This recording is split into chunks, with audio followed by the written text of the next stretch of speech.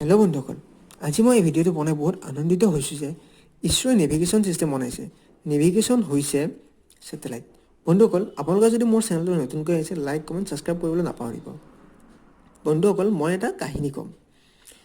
আমাৰ যেতিয়া কাৰ্গিলৰ যুদ্ধৰ সময় হৈছিল, তেতিয়া ইণ্ডিয়া আমেৰিকাক কৈছিল যে নেভিগেশ্যন ছিষ্টেম যোগেৰে কাৰ্গিলত হৈ থকা ফটোসমূহ আমাক দিয়ক, যাতে আমি কাৰ্গিলত কি কি হৈ আছে আমি সেইবোৰ চাব পাৰোঁ। কিন্তু তেতিয়া আমেৰিকাই মানা কৰি দিছিল।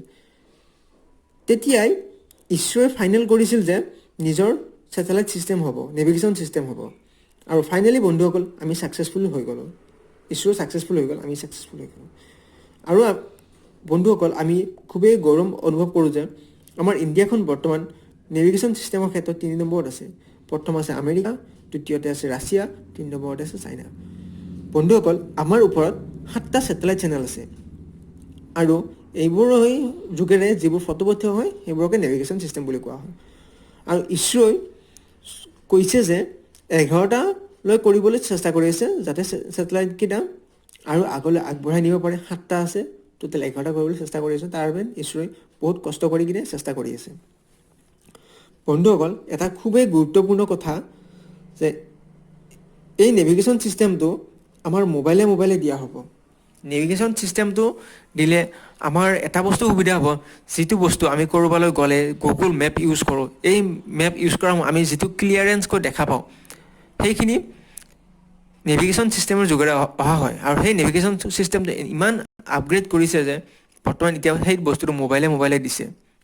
আৰু বৰ্তমান এইটো কাম কৰিছে বৰ্তমান স্নেপড্ৰেগন 640ৰ ওপৰত যিমানবোৰ প্ৰচেছাৰ আছে, সেই গোটেইবোৰ প্ৰচেছাৰৰ ওপৰত দিয়া হ'ব বুলি কোৱা হৈছে। আৰু এই নেভিগেশ্যন ছিষ্টেমটো ৰিয়েলমি 6 মোবাইলৰ পৰা দিয়া হ'ব বুলি সম্ভৱতঃ জনাইছে।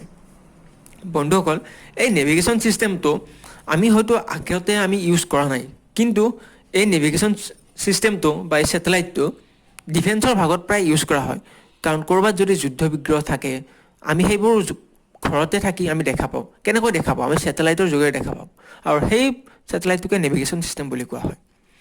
আৰু বন্ধুসকল, আমাৰ এই যেতিয়া মোবাইলে দিয়া হ'ব, তেতিয়া এটা বস্তু আমাৰ সুবিধা হ'ব যে আমি ক'ৰবালৈ গ'লে আমি ৰাস্তা এটা চিনি নাপাওঁ, কিন্তু এই নেভিগেশ্যন ছিষ্টেমটো দিয়াৰ ফলত ইমান সুবিধা হৈছে যে আমি ক'ৰবালৈ গ'লেও ৰাস্তাবোৰ ক্লিয়াৰকৈ দেখা পাওঁ। আৰু বিশেষকৈ যিবোৰ এয়াৰপৰ্ট আছে, সেই এয়াৰপৰ্টত এই নেভিগেশ্যন ছিষ্টেমবোৰ ব্যৱহাৰ কৰা হয়, যাতে প্লেনবোৰে লেণ্ড কৰাৰ সময়ত ক্লিয়াৰকৈ দেখা পায়, সকলো বস্তু ক্লিয়াৰকৈ চিনি পায়। তাৰ ফলত এই নেভিগেশ্যন ছিষ্টেমটো ব্যৱহাৰ কৰা হয়। আৰু বৰ্তমান এতিয়া এইটো মোবাইলে দিয়া হ'ব। বন্ধুসকল, আমাৰ ইণ্ডিয়াৰ এইটো এটা বিগ ছাকচেছ বুলি আমি মানি ল'ব পাৰোঁ। কাৰণ যিহেতু ইণ্ডিয়া আমাৰ 4 নম্বৰ স্থানত পাই গৈছে আহি, এইটো আমাৰ ক্ষেত্ৰত বহুত সুখৰ খবৰ। চ' বন্ধুসকল, আজিলৈ এই ভিডিঅ'টো বনাইছোঁ। আৰু নেক্সট মই আকৌ আপোনালোকৰ নতুন ভিডিঅ' আগবঢ়াম। আপোনালোকে মোক উৎসাহ যোগাব, কিবা ভুল হ'লে আপোনালোকে মোক শুধৰাই দিব। ধন্যবাদ।